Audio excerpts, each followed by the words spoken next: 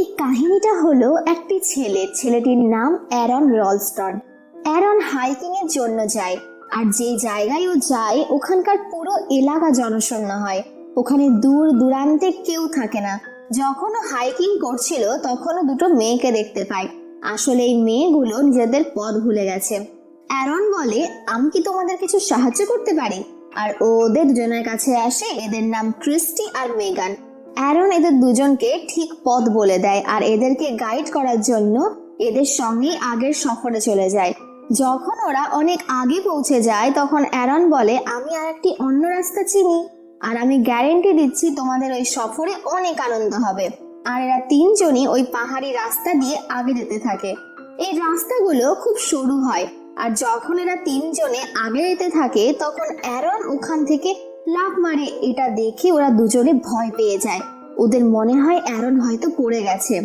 তখনই অ্যারন নিচ থেকে চিৎকার করে, কারণ নিচে অনেক বেশি জল আছে, আর ওদের দুজনকেও নিচে লাফ মারতে বলে।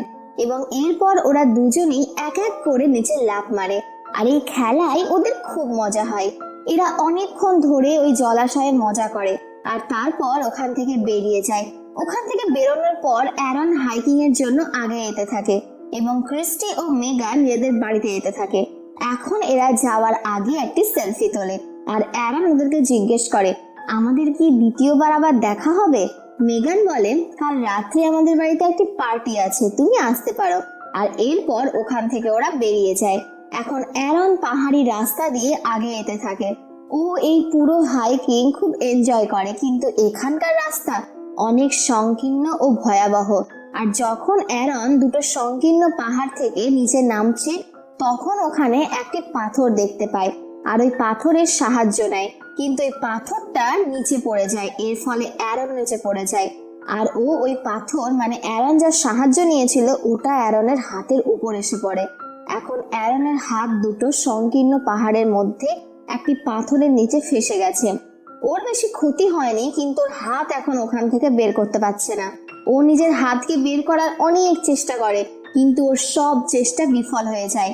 আর যখন ওর মনে হয় ওর হাত এখন এখান থেকে আর বেরোবে না, তখন ও মেগান ও ক্রিস্টিকে জোরে জোরে ডাকতে থাকে, কিন্তু ওর আওয়াজ ওখান থেকে বাইরে যেতে পারে না, কারণ এটা একটা সংকীর্ণ পাহাড়।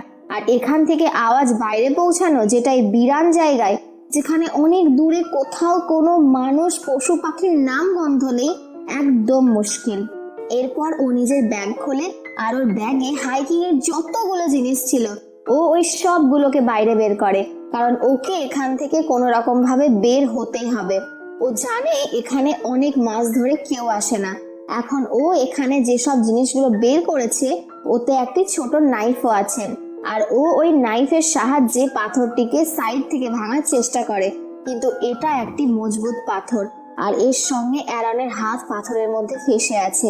এই কারণে ওর অন্য হাত দিয়ে কাজ করতে আরো কষ্ট হচ্ছে, কিন্তু তাও অ্যারন হার মানে না, আর বারবার ওই পাথরকে ভাঙার চেষ্টা করে। আর এরই মধ্যে ওর নাইফ ওর হাত থেকে ছুটে নিচে পড়ে যায়, আর ও এখন ওই নাইফটিকে নিজের হাত দিয়ে তুলতে পারবে না, কারণ ও ওর থেকে অনেক দূরে আছে। কিন্তু তাও সে কোনো রকম ভাবে ওই নাইফটিকে নিজের দিকে টেনে নেয়, আর একবার আবারও ও ওই পাথরকে ভাঙতে শুরু করে, কিন্তু ও এই কাজে পুরোপুরি ভাবে অসফল হয়ে যায়, আর ওর এই নাইফের ধারও পুরো শেষ হয়ে যায়।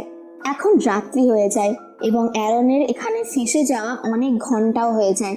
ও জানে না যে ও এখান থেকে কিভাবে বেরোবে। এই কারণে ও এখান থেকে বেরোনোর জন্য নিজের হাতকে ছাড়ানোর অনেক চেষ্টা করতে থাকে। আর এখন অ্যারনের এখানে ফেসে যাওয়া 25 ঘন্টা হয়ে গেছে, কিন্তু এখনো ও বেরোনোর কোনো রাস্তা পায় না। তারপরও নিজের ক্যামেরাকে অন করে আর ওতে নিজের রেকর্ডিং করতে শুরু করে দেয়। ও বলে, গত 25 ঘন্টা থেকে আমি এখানে ফেসে আছি, আর কেউ জানে না আমি এখানে আছি, কারণ ও কাউকে না বলে এখানে এসেছে। ও এটাও বলে যে ওর কাছে খাবার খুব কম বেঁচে আছে, আর পান করার জন্য শুধু 400 থেকে 500 ml জল আছে। এখন যখন ওই সবকিছু রেকর্ড করছিল তখনই উপর থেকে ও কিছুর আওয়াজ শুনতে পায়, আর ওর মনে হয় ওখানে কেউ আছে। ও জোরে জোরে চিৎকার করতে শুরু করে, কিন্তু ওর চিৎকার করার কোনো লাভ হয় না, কারণ ওখানে কেউ নেই। আর কিছু ঘন্টার পর একবার আবার রাত্রি হয়ে যায়। অ্যারনের খিদে পায়, ওর কাছে অবশ্যই যেটুকু খাবার ছিল ওটাও ও খেয়ে নেয়। আর তখনই ওর মনে পড়ে আজ রাত্রে ক্রিস্টি ও মেগান ওকে পার্টিতে ডেকেছিল। আর ও ওই পার্টিকে ইমাজিন করতে শুরু করে দেয়, নিজের সঙ্গে কথা বলে। আসলে একা থাকলে এইসব হওয়া খুব স্বাভাবিক। আর ওর ওই সময়টারও কথা মনে পড়ে যখন ও হাইকিং এর জন্য স্যাটারডেতে নিজের বাড়ি থেকে বের হচ্ছিল। তখনই ওর মায়ের ফোন আসে, কিন্তু ও ওর কল রিসিভ করে না। ও ওর মাকে বলে না যে ও ওই হাইকিং এর জন্য যাচ্ছে। হয়তো যদি ওর মাকে বলতো তাহলে হতে পারতো ওকে খুঁজতে এখানে পৌঁছাতো, কিন্তু এখন কেউ জানতো না যে অ্যারন কোথায় আছে। এখন তৃতীয় দিন, সোমবার। অ্যারন একটি পুলি তৈরি করে। ও দড়ি দিয়ে ওই পাথরকে বাঁধে, যে পাথরটি ওর হাতের উপর আছে। আর দড়ির দ্বিতীয় দিক দিয়ে ও ওই পাথরকে ওঠানোর চেষ্টা করে, কিন্তু অনেক চেষ্টার পরও ওই পাথরটিকে ও নড়াতে পারে না।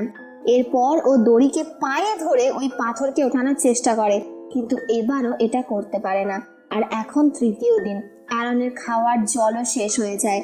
আর যখন ওর ইউরিন আসে তো ও ওই ইউরিনকে নিজের বোতলে ভরে নেয়, কারণ যদি ও জল না পায় তাহলে ও মারা যাবে। আর এখন ওকে ওর ইউরিন খেতে হবে। এখানে ওর কাছে কিছু কাজ নেই, এই কারণে ও ছোট ছোট কথাও মনে রাখে। এই জায়গা থেকে ও নড়তেও পারবে না। ওখানে কিছু পোকা কখনো কখনো আসে, আর যদি ওকে মেরে খেতে চায় তাহলে ওকে অপেক্ষা করতে হবে, কারণ ওর কাছে পৌঁছানো পর্যন্ত অ্যারন এই পাহাড়ের রাস্তায় একদিনে শুধু 15 মিনিট রোদ পায়। তারপর সূর্য ওখান থেকে চলে যায়। 3 দিনের মধ্যে অ্যারন এখানে তৃষ্ণায়, ক্ষুধায় আর এই সিচুয়েশনে খুব অস্থির হয়ে যায়। আর এখনো ঠিক করে ও নিজের হাতকে কেটে ফেলবে।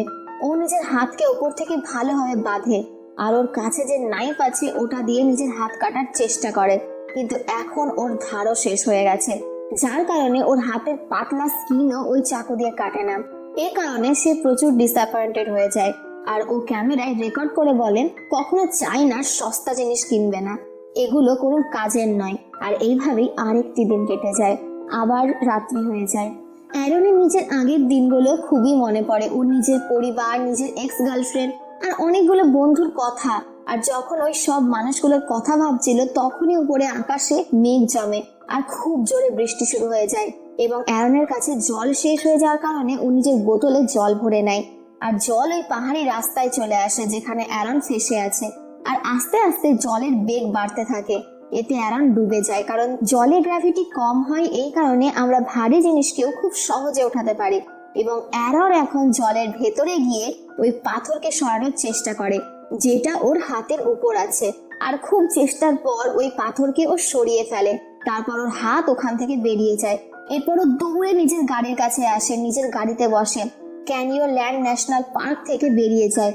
কিন্তু এই সব একটি স্বপ্ন ছিল, এবং এখনো ও এই পাহাড়ের রাস্তাতেই ফেসে রয়েছে।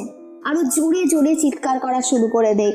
ওর এখানে অনেক দিন হয়ে গেছে, এই কারণে ওর অদ্ভুত অদ্ভুত স্বপ্ন আর সঙ্গে সঙ্গে হ্যালুসিনেশন হওয়া শুরু হয়ে যায়। হ্যালুসিনেশন মানে ভাবনাকে বলে, যখন সামনে কিছুই থাকে না তাও আপনারা অনেকগুলো জিনিস দেখতে পান, একে হ্যালুসিনেশন বলে। অ্যারনের এই জায়গায় ফেসে যাওয়া 4 দিন হয়ে গেছে, আর এটা ওর 5 দিন।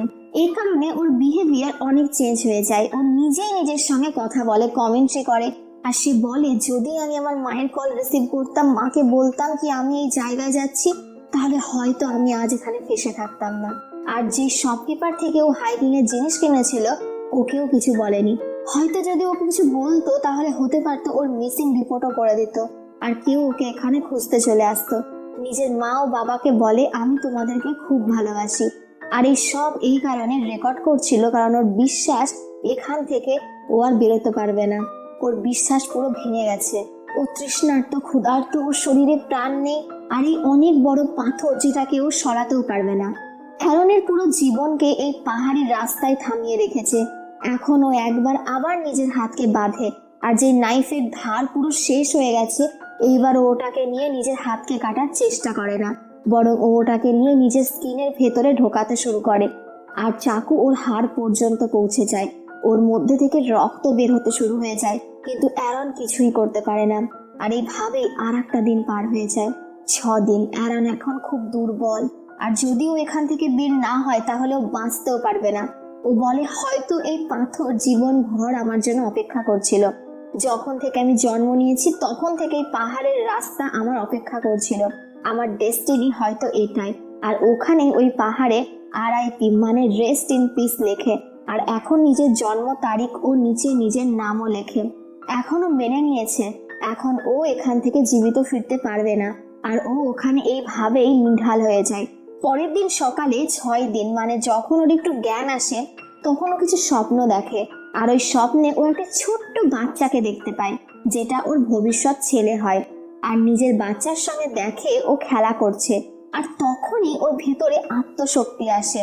আর ও নিজের হাতকে দ্বিতীয় দিক থেকে জোরে টান দিতে শুরু করে এবং নিজের হাতের হাড়কে ভেঙে ফেলে। আর এরপর ওর কাছে যে চাকু ছিল সেটাই ও ধার দিয়ে নেয় এবং আস্তে আস্তে নিজের হাতকে কাটতে শুরু করে। আর এভাবে ও নিজের হাতকে নিজের শরীর থেকে আলাদা করে দেয়। আর আজ 6 দিন হাতের বলিদান দেওয়ার পর নিজেকে এই পাহাড় থেকে এই রাস্তা থেকে ছাড়িয়ে নেয়। ওখান থেকে বেরোনোর আগেও নিজের হাতের একটি ফটো তোলে, ওই হাতের যেটা এখন ওই পাথরে ফেসে আছে। খুব কষ্ট করে এই পাহাড়ি রাস্তা থেকে ও বাইরে বেরিয়ে আসে। বাইরে বেরিয়েও দেখে ওখানে বৃষ্টির জল জমে আছে। সে ওই জায়গায় যায় আর খুব বেশি জল খেয়ে নেয়, কারণ গত 6 দিন ধরে না খাবার খেয়েছে না জল খেয়েছে। এই কারণে ও তার মন ভরে জল খায় আর এরপর ওখান থেকে আগে বেরিয়ে যায়। ও আকাশে রেভনকে উড়তে প্রত্যেক দিন ওই পাহাড়ি রাস্তা দিয়ে দেখতে পেত, আর ও নিজেই এই রেভনের মতো মুক্ত ছিল। কিন্তু এখন ওর ক্যানিয়ন ল্যান্ড ন্যাশনাল পার্ক থেকে বেরোনো এত সহজ ছিল না, কারণ এটা একটি অনেক বড় পাহাড় ছিল। কিন্তু তাও ও নিজের বিশ্বাসে অটল ছিল। ও কষ্টে আহত হওয়ার পরেও এগিয়ে যেতে থাকে।